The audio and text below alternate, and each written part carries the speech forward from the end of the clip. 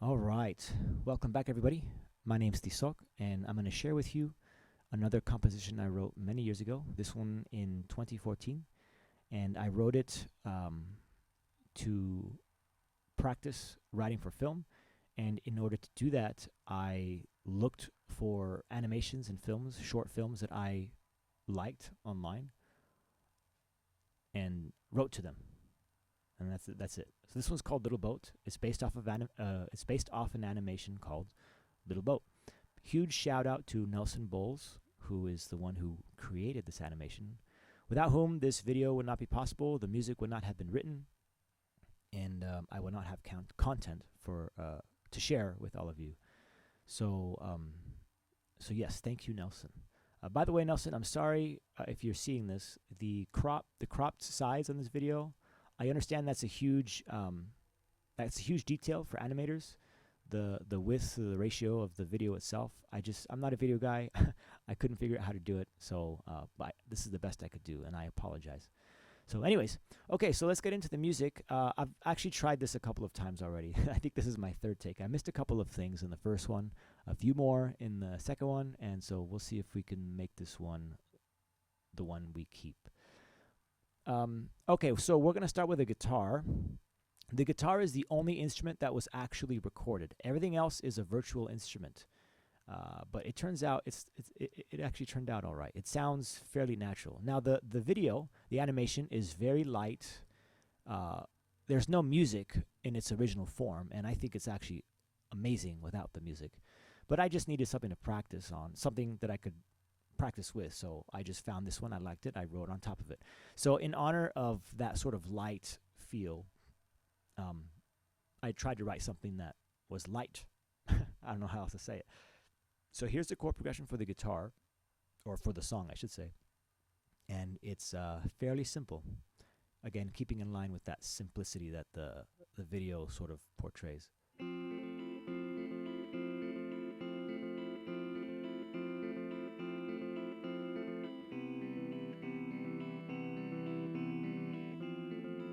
And that's really it. Very simple. Two chords, both major seventh chords, so they sound pretty. Let's go ahead and move on to the drums. Now, again, everything is virtual instruments, so the drums aren't real. I just played it probably on a MIDI controller, probably my push controller, which is exclusive to Ableton. But here. By the way, all the tracks in white, I color-coded them white because anything percussion needs to be white. Why? Because I actually have a replica Beatles drum set, Ringo Starr drum set, the Ludwig, a really famous silvery, black, gray, white kit. And so I just figured, you know what, let's just make everything percussion white. And so that's been the thing I do ever since. So here's the drums. I chose a jazz set, again, so that it's not heavy, so it's, again, light.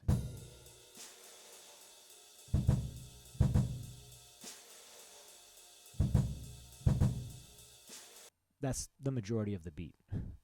That's it. See? Look, it's all the same thing. That's everything.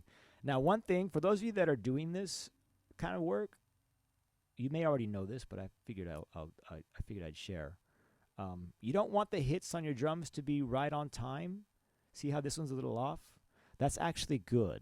You don't want it perfect. If it's too perfect, it sounds like a robot, right? Humans are innately imperfect, right? And so we want to actually make it sound like the drums are being played by a human. So, see, this one's good. So some of these are not on. Now, I didn't do that with everything. The snare, brush, all of these are right on. But I kind of got away with it because it's not a hit. It's a brush. So it's kind of hidden. Let's see what I did with the kick. I think the kicks, if I remember on my previous takes, they're pretty spot on. Yeah, see, these are pretty spot on. See, that's not good. Actually, that one's not. That was a little off, but that's almost. That one almost doesn't count. But yeah, those are all off. Or I should say, they're all on, which makes it sound off, right? Makes it sound like a robot. So those are the drums. Let's see, percussion. What is this? Oh yes, again, and I'm gonna keep saying this. Sticking with that light feel, you're gonna have some triangles and a type of auxiliary percussion. It's like a type of shaker, but it's not really a shaker. It's like those it's like it's this, I don't even know what it's called. It's like this it looks like some type of vegetable or fruit that's been hardened, and then you have beads around it, and you just move the beads around, and it, creates a percussive sound. So here's this. That's all it is. Okay, it only happens 4 times. I think it happens more in the second half. Yeah, or a total of 7 times. But it makes all the difference. Trust me, when you hear it, you'll know what I mean. So there's that. We got some bongos. This one I wanted to be, if I remember, I wanted it to be in the background. So you'll hear it. It doesn't sound directly in front of you. There's some reverb in there. Really simple pattern. And that's it. Also, by the way, going back to that sort of making it sound human, that human element, you can notice right here, all of these circles, they're all different volumes, velocity. If they're all the same level when it comes to velocity, it's going to sound really bad. So just fool around with that if you're doing this kind of stuff. So those are the drums. So let's hear the drums and the guitar together. Shoot, I have to use this because the wheel on my mouse doesn't work anymore. Okay. That's a little inconvenient, that's for sure. And the guitar, which one is it? Wait, what? Yeah, okay. So here it is. Here's the beginning. You know what? Let me just go right to the where everything comes in together. The shaker, I don't think I talked about that, but there's the shaker. That's the heart of a song. That's the vibe, and it remains throughout the majority of it, except for obviously the middle. Let's see. I'm gonna skip over the bass. It's just a bass, pretty straightforward bass line. I probably should have recorded the bass naturally, but it's all right. I'm tempted to go in as I'm going through all of these older compositions and rework them, but at the same time, I sort of want it frozen because that's where I was at the time. Just leave it as is, and just do better next time. That's kind of what I'm forcing myself to think about it, to think about when I think about that. Okay, so here we have some strings, a little splash of strings. Never hurt anybody.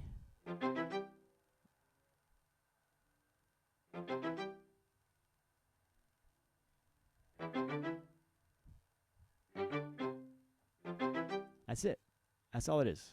It just repeats. You can see it very clearly. That's all it does. Okay, but everything has its place, right? Nothing's stepping on each other's toes, which is a really important lesson that you need to learn if you're doing this stuff. You just don't want everything blaring out at you. Oh, this part and that part and this other part. It's all coming at you at once. Like we can't hear all those parts all at the same time. Let's see. Oh, I'm giving it away. I forgot to solo it. So there's that. Oh, you know what? Here, I'll do it again.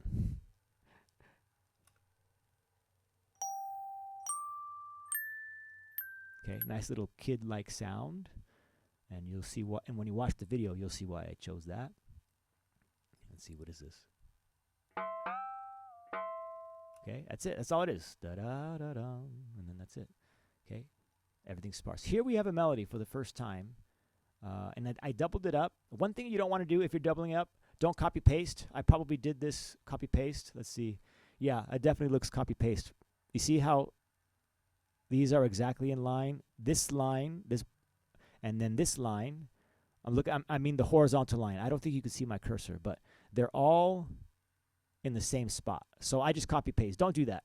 That's bad. You want to just play it again so that you capture the imperfections when it comes to timing. So you capture that human element. But here's this.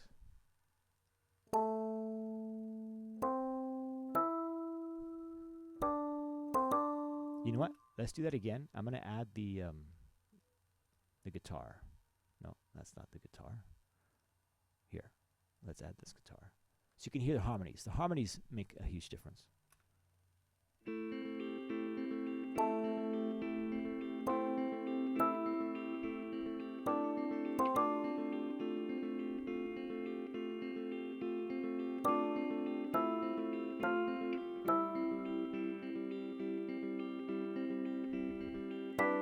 Notice the melody's a lot of held notes. So it's there, but it's not in the way. And then that one little splash of, drawing attention to itself. Dun, dun, dun, dun. But just a couple of notes here, hold, couple of notes here, hold, okay? And that kind of helps glue it all together with that kind of a vibe. I also have some sound effects. I think that's enough with the instruments. There might be a couple other things here. What is this? I'm probably going to end up going through all of it. Yeah, so there's that. I guess this instrument is called African bars. They're just presets from the Ableton library. Whether or not I modified them, I have no idea. It was 10 years ago. But that's it. Okay, so let's go over these sound effects. Sound effects were crucial. I wanted to emphasize some of the stuff that you see. So this, I believe, is when there are stars. Let's see. Yeah. So that's that is a representation of the stars, and you'll see them and hopefully hear that together when you watch the video. And here, moon moan. This is exactly what it is. It's a representation of the moon that you'll see in the video.